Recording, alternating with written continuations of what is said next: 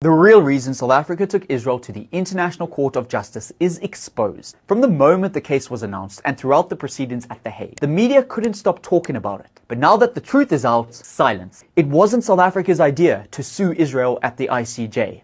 It was Iran's, and a new study proves that corruption made it happen. This is the war against democracy. And this accusation is being led by the Muslim Brotherhood, the Iranian Revolutionary Regime, and its proxies like Hamas and Hezbollah. That's Dr. Charles Small, Executive Director of ISGAP, who produced the report. I spoke with him to unpack his research findings, which make one thing very clear. South Africa's leaders and corruption go hand in hand. With bankruptcy in the headlines, the governing party, the African National Congress, sold itself to Iran and its anti-democratic allies. Suddenly, the ANC had money again.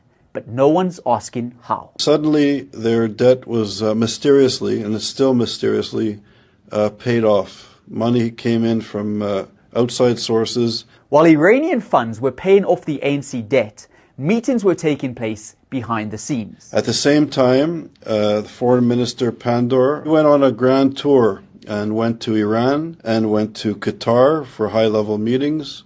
And soon after the meetings, within weeks after the pogroms of October the 7th, a high-level delegation of Hamas came to South Africa. And then soon after that, the African National Congress took on this case against Israel. But what made South Africa the ideal target? Iran knew the country's history with apartheid would make the perfect propaganda tool, and they used it. The inheritors of the struggle of Nelson Mandela and Walter Sisulu and Oliver Tambo accuses Israel of being an apartheid state.